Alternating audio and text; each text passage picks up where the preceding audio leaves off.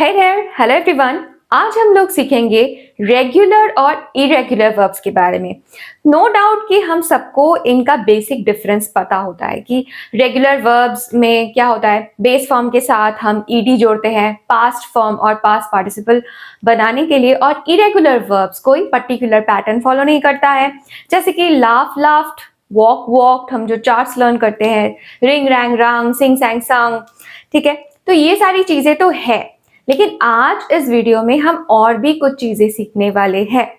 तो इरेगुलर और regular verbs को जानने के लिए हमको सबसे पहले समझना होगा बेस वर्ब क्या है, past form of the verb क्या है, पास्ट पार्टिसिपल क्या है।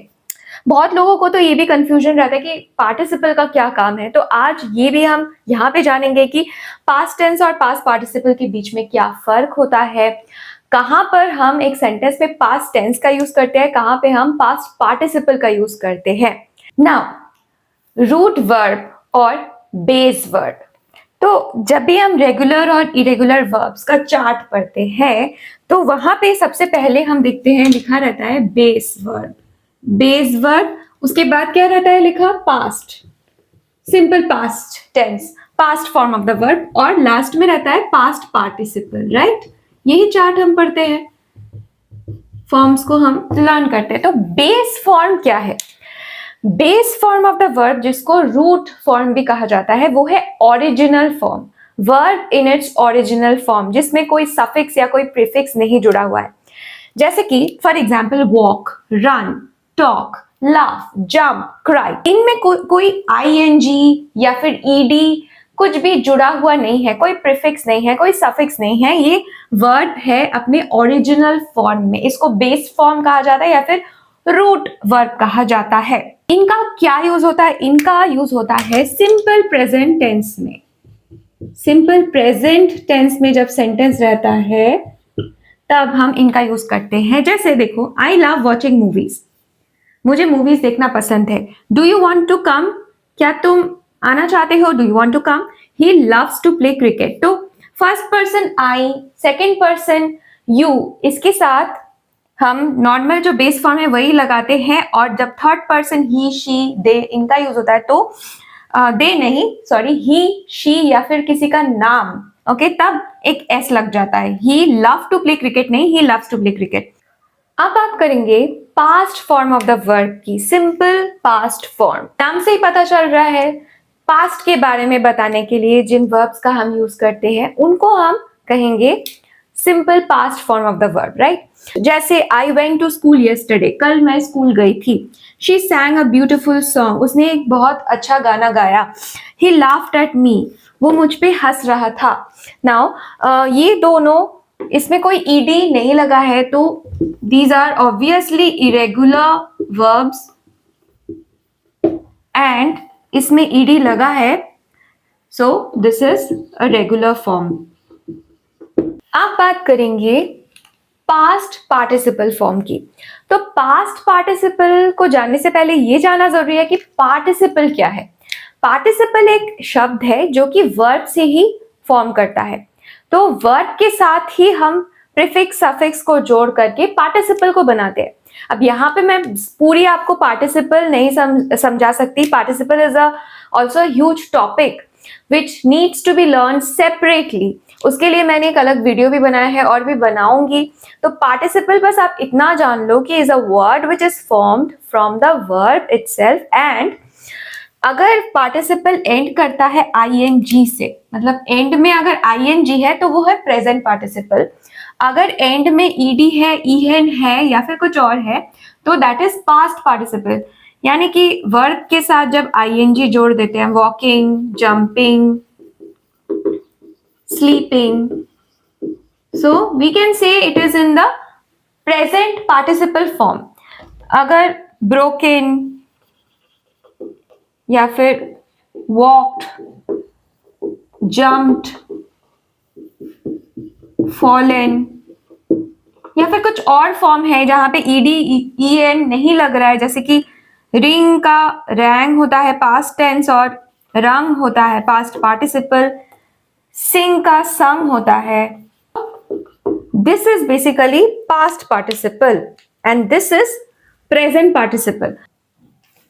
नाउ आई होप कि आपको बेसिक जो है बेस वर्ब और past form of the verb और पास्ट पार्टिसिपल के बीच का जो बेसिक डिफरेंस है वो समझ में आ चुका है। अभी देखो सेंटेंस में इसको फिगर आउट करो कि आई गो टू स्कूल, मैं स्कूल जाती हूं। सेंटेंस क्या है? सिंपल प्रेजेंट टेंस में है, मैं स्कूल जाती हूं। तो ये वर्ब क्या है? बेस वर्ब हम इसको बोल सकते हैं, right? Now next, I went to school, मैं स्कूल गई थी। वेंट, गो बन गया went. This is what? This is past form, past tense, right? I have gone to school, ये भी, इसका भी मतलब है मैं स्कूल गई थी। N action that started in the past and ended in the past. This is a perfect tense। और यहां पे ये जो फॉर्म है gone, ये क्या है? ये ऑब्वियसली ये पास्ट पार्टिसिपल है।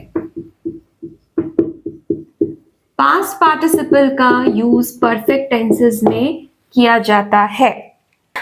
सिंपल पास्ट टेंस और पास्ट पार्टिसिपल दोनों में ही वर्ड पास्ट आता है, तो ये दोनों ही हमको पास्ट में कोई एक्शन हुआ है उसके बारे में बताते हैं। Describe an action in the past. तो डिफरेंस क्या है दोनों में? सिंपल पास्ट फॉर्म जो होता है उसको हम किसी चीज के साथ जोड़ करके यूज नहीं करते। They are used alone in a sentence. उनको यूज करने के लिए एक सेंटेंस में हमको किसी हेल्पिंग वर्ब या किसी ऑक्सिलियरी वर्ब की जरूरत नहीं पड़ती है। लेकिन पास्ट पार्टिसिपल फॉर्म को जब हम सेंटेंस में यूज करते हैं तो हमको हेल्पिंग वर्ब यानी इज, एम, वॉज, वॉर इनका यूज करना पड़ता है, या फिर auxiliary verb like has, have, had इनका यूज करना पड़ता है। क्योंकि पास्ट पार्टिसिपल का हम यूज करते हैं परफेक्ट टेंसेस बनाने में, और परफेक्ट टेंसेस में तो हैज, हैव, हैड ये रहेगा ही, right? So this is very big difference between simple past form of the verb and past participle form of the verb. I ate a sandwich in the morning. मैंने morning में एक sandwich खाया था। ate, eat का past form है ate, और sentence भी simple past tense में है। I had eaten. This is participle, past participle, और उसके साथ auxiliary had लगा है। तो सेंटेंस क्या है? परफेक्ट टेंस में है, पास्ट परफेक्ट टेंस में है। You can clearly see the difference। यहाँ कोई भी auxiliary verb नहीं है, कोई helping verb नहीं है, ये alone है सेंटेंस में। लेकिन यहाँ पे there is an auxiliary verb, right? Had, I had eaten, और ये perfect tense है। I forgot his name, मैं उसका नाम भूल गई। I forgot, forget का past form है forgot। अब आप मुझे बताओ कि क्या होगा इसको अगर हम perfect tense में लिखना चाहे with the help of a past participle। Forget का पास्ट पार्टिसिपल क्या होता है?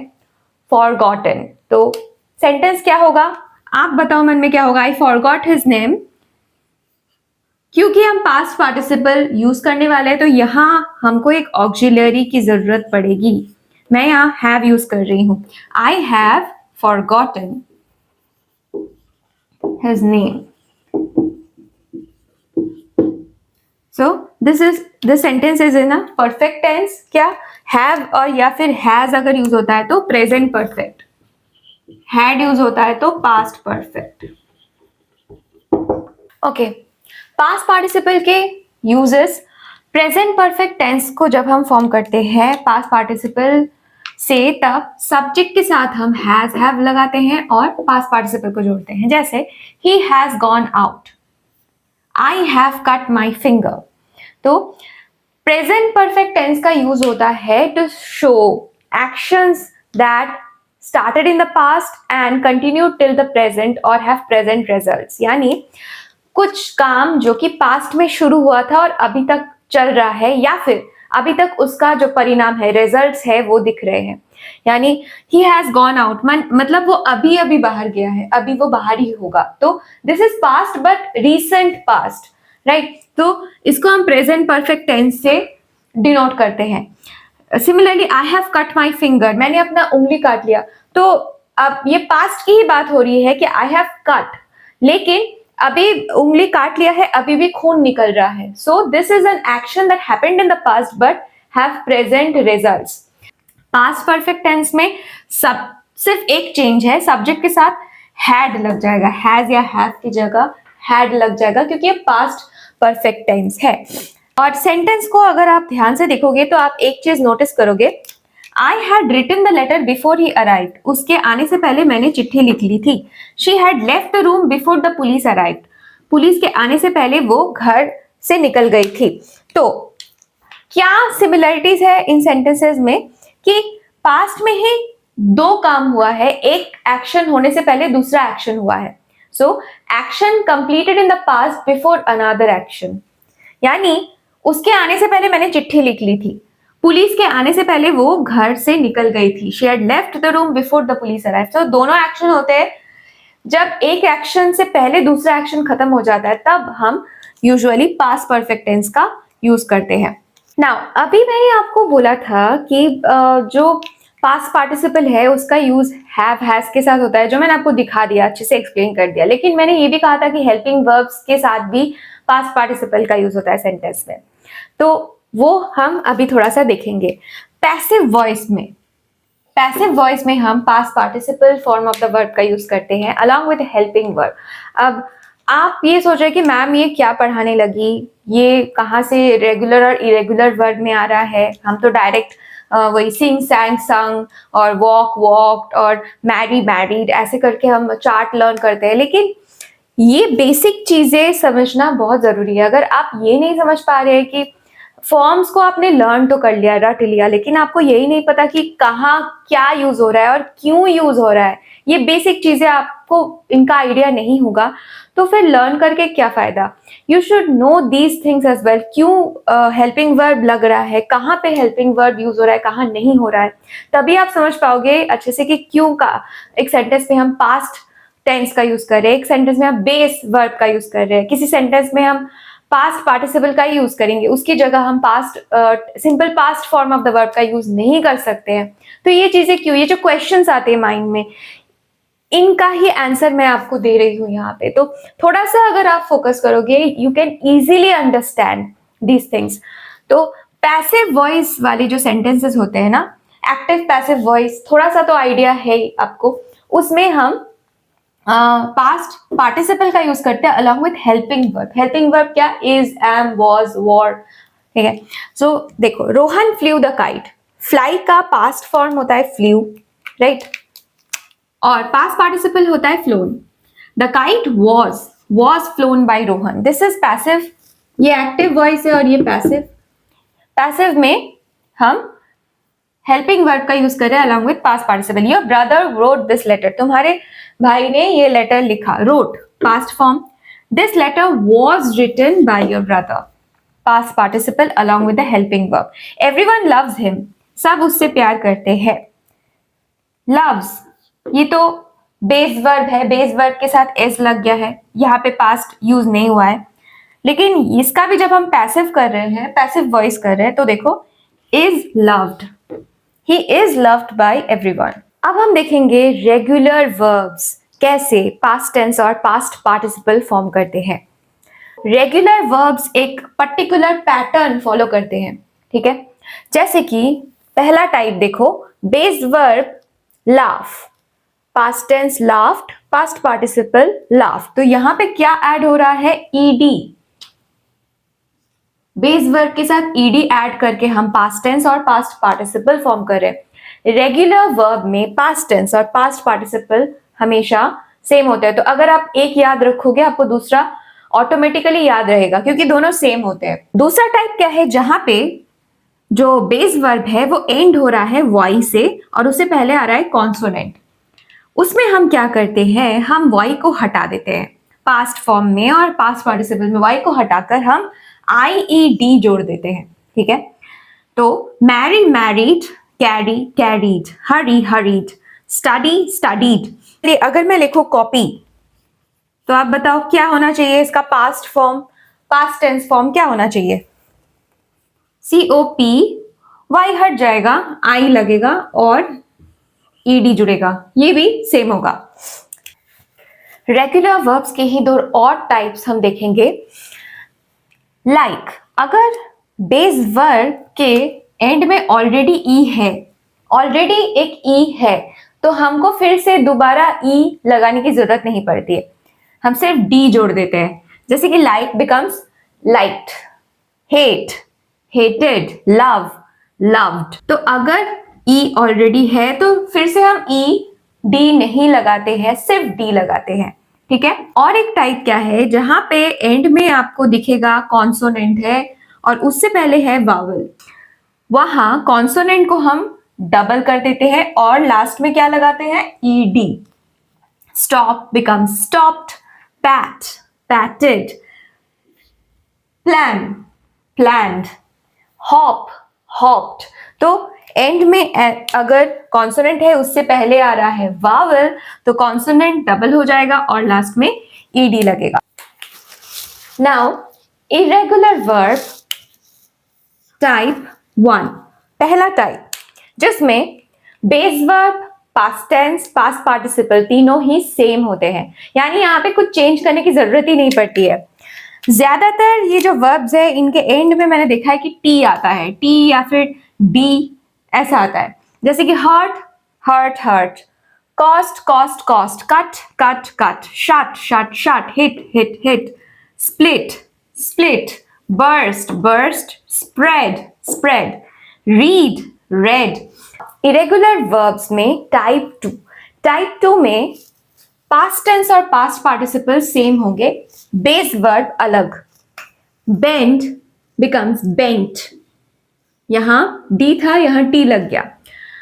Bleed bled, bring brought, catch caught, deal dealt, have had, keep kept, burn burned या फिर बर्न्ड, दोनों ही यहाँ पे पॉसिबल है। सिमिलरली ड्रीम ड्रेम्ड या फिर ड्रीम्ड, दोनों ही पॉसिबल है। तो कुछ कुछ ऐसे भी है वर्ब्स जहां पे आप पास्ट टेंस में टी भी लगा सकते हो, ईडी भी लगा सकते हो। इरेगुलर वर्ब टाइप 3 में base verb, past tense, past participle तीनों ही अलग होते हैं। बी बेस वर्ब अगर बी है तो पास्ट टेंस क्या होगा, वॉज या वॉर। पास्ट पार्टिसिपल होगा been, have been, had been, ऐसे हम यूज करते हैं परफेक्ट टेंसेस में। Bite past form bit, past participle bitten. Choose chose chosen, do did done, drink drank drunk, eat ate eaten, forgive forgave forgiven, sink sank sunk, steal stole stolen. So this is type 3 where all the three forms are different. Now let's look at the fourth type of irregular verbs जहां पे हमको दो तरह के past participle दिखते हैं। Base verb तो है ऑलरेडी, पास्ट टेंस हमारा है, पास्ट पार्टिसिपल दो है, एक को तो हम सेंटेंस में पास्ट पार्टिसिपल के जैसे यूज करेंगे और दूसरा जो alternate form of past participle है उसको हम सेंटेंस में एडजेक्टिव के जैसे यूज करते हैं। तो ड्रिंक ड्रैंक ड्रंक, और एक फॉर्म है पास्ट पार्टिसिपल का ऑल्टरनेट फॉर्म ड्रंकन, इसको हम यूज करेंगे सेंटेंस में एडजेक्टिव के जैसा, यानी adjectival past participle. Melt melted melted, molten, proof proved proven, sink sank sunk. Sink base verb, sank past tense, sunk past participle, sunken is the adjectival participle। Sentence में कैसे हम इसका use करते हैं, he has drunk liquor, clearly has drunk, auxiliary verb has लगा है तो this is participle, past participle. Past tense को हम सेंटेंस में अलोन यूज करते हैं, they are not used with a helping verb और एन ऑक्सिलरी वर्ब, राइट। और past participle is always combined with a helping verb or auxiliary verb. So here we have an auxiliary verb, clearly ये past participle है।